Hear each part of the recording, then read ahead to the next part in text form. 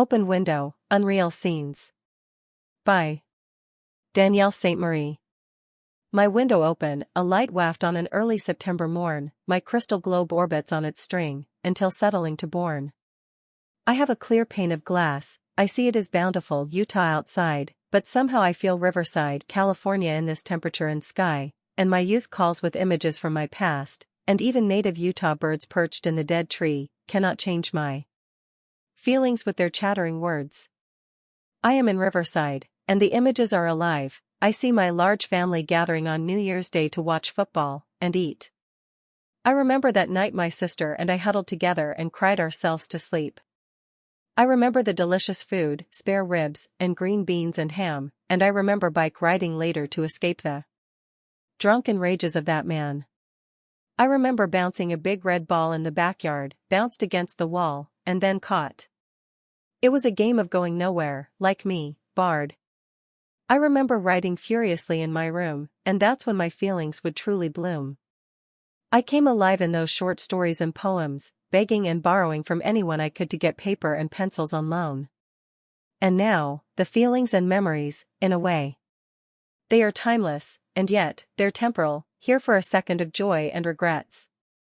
I miss everyone so much, my brother and his then wife, my sisters, and their kind and fun ways, distracting me from my real life. I remember walking into the den where the TV showed real scenes, and I can see them now, as though I'm in a dream watching a dream. Dividers opaque themselves, were they always that way? My family disappears by an unknown director's hand. All I ever knew is gone, and into a vast theater I am rushed. As I attempt to speak, the projectionist murmurs hush.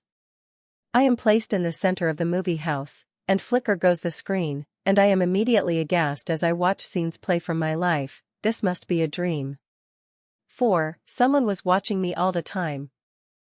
Filming everything, camera angles from under my bedtime covers, me shaking from beatings. But, not just my memories were playing, but also memories others had of me. I got to see the way they saw little Danielle, my hand in theirs, so tiny and trusting. And when my sister Leslie dreamt, I saw she dreamt of how to keep me alive, and when my brother Stephen dreamt, he thought of stealing me away so I'd thrive.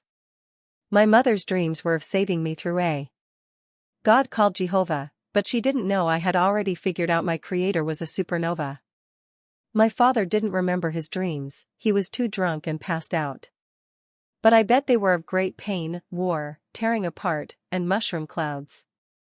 I saw my whole life and all of the others I had known, and then the screen went black. And all around and from my bones, a voice spoke to the tears I choked back. It said, I am the one dreamer, and I lay on a pond of lotus petals in the river unknown.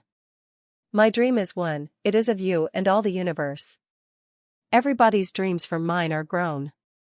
This is why all of life gears together in a beautiful way, and why you began to dream of family, life, loss, and of me, on this temperate day. The sky is yet another dream of mine.